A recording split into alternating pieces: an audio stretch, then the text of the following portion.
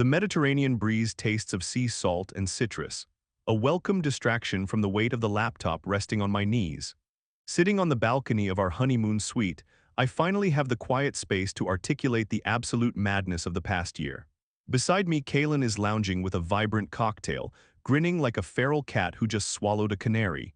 He is entirely too thrilled that I am documenting this. My parents offered to pay for our entire wedding on one singular, deranged condition. My older sister got to walk down the aisle before me in a fully tailored wedding dress.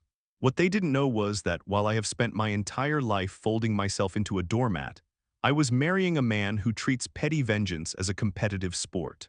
To understand the sheer audacity of their demand, you have to understand the suffocating environment Thaddeus and Rowena cultivated in our childhood home. From my earliest memories, my older sister, Vespera, was the undisputed center of their universe. The favoritism wasn't subtle. If Vespera broke a vase, I was scolded for leaving it too close to the edge of the table. My birthday cakes were invariably whatever flavor Vespera craved, usually a cloying red velvet that I despised. When I politely mentioned my dislike, Rowena would widen her eyes in feigned ignorance, claiming I was being ungrateful. Vespera grew up draped in entitlement. We were both raised in a household where love was equated with excessive food and indulgence. My parents were heavyset, and they fed Vespera's every craving, resulting in her sharing their physique. I was leaner, mostly because my punishments often involved being sent to my room without dinner or snacks. But weight was never the issue. Vespera's rotten personality was. By our early teens, her abrasive nature alienated every peer she had. She found herself utterly friendless. I, on the other hand, had a quiet but loyal group of companions. Vespera's jealousy mutated into malicious sabotage. She began feeding Thaddeus and Rowena fabricated stories about my friends stealing or bullying her. My parents immediately placed me under house arrest, citing Vespera's superior judgment. My only salvation was a distant cousin who, at a family reunion, asked why I never went to the movies anymore. With the blunt honesty of an exhausted kid, I admitted I wasn't allowed to have friends because Vespera didn't have any. The extended family tore into my parents. The humiliation forced them to back off just enough for me to breathe, but Vespera never forgave me. She spent her high school years making my life a living hell. When I brought my first boyfriend home, she greeted him at the door in an undersized tank top, fluttering her heavily mascaraed eyelashes and whispering about what a terrible girlfriend I was. He immediately sought me out, profoundly creeped out. Naturally, Vespera ran to Rowena, weeping that my boyfriend had propositioned her. My parents banned him from the house. I survived by treating academic success as my escape hatch. While Thaddeus and Rowena funneled thousands into Vespera's dismal college career, a stint she abandoned after 2 years to move back into her childhood bedroom rent-free, I quietly secured a full-ride scholarship to a university 4 hours away. I posted the acceptance letter online before telling them, effectively trapping them into feigning pride for the extended family. College was where I finally exhaled. It was also where I met Kaylin. If I am the person who silently cries out of frustration and replays arguments in the shower 3 days later, Kaylin is the person who fires back a devastating retort before the offender has even finished blinking. He is fiercely loyal, deeply observant, and fundamentally incapable of letting a slight slide. People were often baffled by our pairing, but his abrasive protectiveness made me feel safe for the first time in my life. When Kaylin proposed, we agreed on a tight budget. We wanted a simple ceremony in my hometown, saving our actual funds for a lavish European honeymoon. But Thaddeus and Rowena, terrified of looking negligent to the local gossips, insisted on meeting my fiancé to discuss the wedding. I warned Kaylin about their toxicity, making him promise not to be left alone with them. Kaylin, however, saw an opportunity. He bought a high-fidelity pocket recorder, kissed my forehead, and marched into the lion's den solo. He returned to my apartment hours later, practically vibrating with euphoric energy. He refused to let me listen to the audio right away, insisting I needed to sit down. Thaddeus, Rowena, and Vespera had cornered him in their living room. After criticizing my character and my past relationships, they laid out their grand proposition. They would fund the entire wedding. The venue, the catering, the flowers. But only if Vespera walked down the aisle first, wearing a bridal gown, to experience her own special moment, since it was an absolute tragedy that the younger sister was marrying before the elder. My initial reaction was a cold, hollow shock. The physical distance of college had tricked me into believing they were just flawed parents, not actively malicious orchestrators of my misery. But seeing Kaylin's eyes alight with sinister inspiration pulled me from the brink of tears. "We are going to string these absolute ghouls along," Kaylin whispered, pulling me into a hug. We mapped out the rules of engagement. Kaylin returned to my parents' house playing the role of the reluctant but compliant future son-in-law. He told them that I was notoriously averse to conflict and would likely freeze under pressure, making a public meltdown unlikely. But he argued, to ensure I didn't cause a scene, my parents needed to pay for the absolute best of everything. A cheap wedding might make me snap, but a lavish, expensive affair would guilt me into silent submission. Vespera literally skipped around the kitchen island at the prospect. Then came Kaylin's masterstroke. He confided in Rowena that my past bad judgment in boyfriends had left me dangerously paranoid and controlling. He claimed I constantly audited his text messages and emails. Therefore, to protect this grand surprise, they could absolutely never put a single detail of Vespera's I'll walk in writing. All coordination had to be done verbally in person. They swallowed the lie whole. For 7 months, my parents funded the wedding of my dreams, utterly convinced they were paying for my ultimate humiliation. We manipulated them flawlessly. Kaylin and I would attend a catering tasting and select the cheapest, driest chicken option. Kaylin would then bring Vespera to taste the menu behind my back, sighing heavily as he explained I didn't want to take advantage of Thaddeus's wallet. Outraged at the prospect of eating cheap food at her special day, Vespera would throw a fit, and my parents would immediately upgrade us to the premium filet mignon and seared scallops. We repeated this grift with the florist, the photographer, and the open bar. When it came to the dress, Rowena tried to force me into a hideous, stiff taffeta monstrosity. We needed to hold our ground without breaking the illusion. Kaylin visited their house, adopting a grave expression, and presented them with a jagged scrap of white tulle, leftover fabric from my actual tailor. He spun a tale about how he had secretly ruined my chosen dress in the closet, forcing me to wear the taffeta one. They praised his ingenuity. The day of the wedding arrived, wrapped in crisp autumn air and thick anticipation. We had hired a private security guard, a towering wall of muscle named Gideon. Gideon was stationed at the venue's front doors, armed with a strict guest list and a $200 cash tip in his pocket, with instructions to deny entry to anyone resembling Vespera. Inside the venue, the atmosphere was electric with floral scents and the low hum of chatting relatives.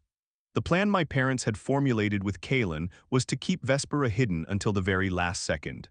Since brides traditionally run late, Vespera would arrive precisely at the start time, bypassing me entirely. My bridesmaids, entirely in the dark about the revenge plot, were instructed by Thaddeus to head down the aisle. Thaddeus stood at the altar, sweating slightly in his rented tuxedo, waiting for the doors to open and reveal his golden child in her stolen glory.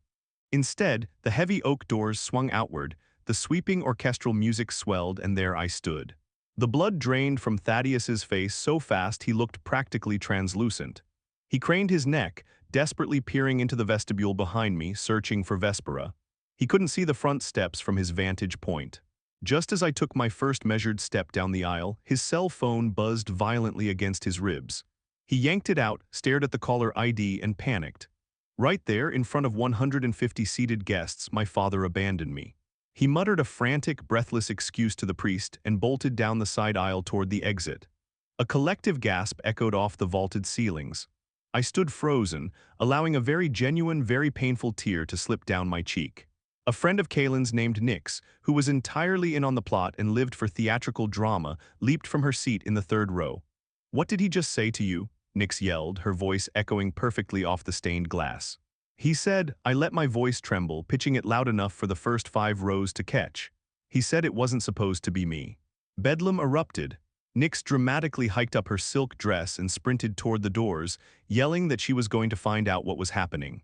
Rowena, realizing her grand plan was unraveling, hastily abandoned her front row seat and scuttled after her husband. Before the whispers could escalate into full-blown panic, Kaylin's father, a warm, steady man who had been briefed on emergency protocols, stepped out of his pew, offered me a reassuring wink, and linked his arm through mine. He walked me the rest of the way down the aisle. When I reached Kaylin, his eyes were shining with suppressed laughter. He leaned in, his lips brushing my ear. "Oscar-worthy, my love, now let's get married." We exchanged our vows without a hitch. Thaddeus and Rowena never returned to the sanctuary. It wasn't until the reception, under the glow of cascading fairy lights and fueled by the top-shelf liquor my parents had paid for, that the full story of the carnage outside was relayed to me. Vespera had indeed arrived in a heavily beaded, aggressively tight white wedding gown. She attempted to sweep past Gideon, the security guard, who politely but firmly placed a massive hand against the doorframe. He informed her that there was already a bride inside, so she must be at the wrong venue. Thaddeus had arrived at the front steps just as Vespera began screaming.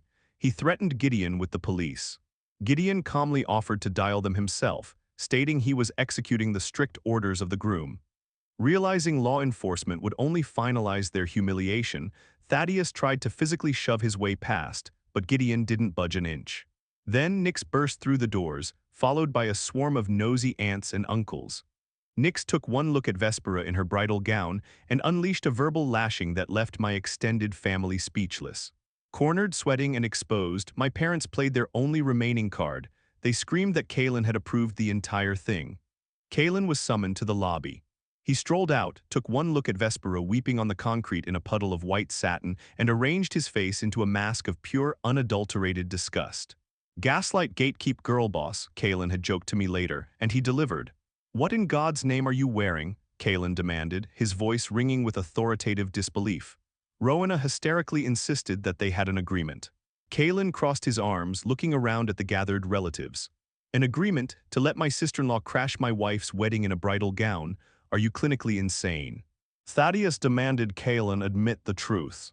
Kalen coldly asked for proof. "Show me one text message, one email, one shred of evidence where I agreed to humiliate the woman I love." Of course they couldn't. Because Kalen had spent 7 months convincing them not to write anything down.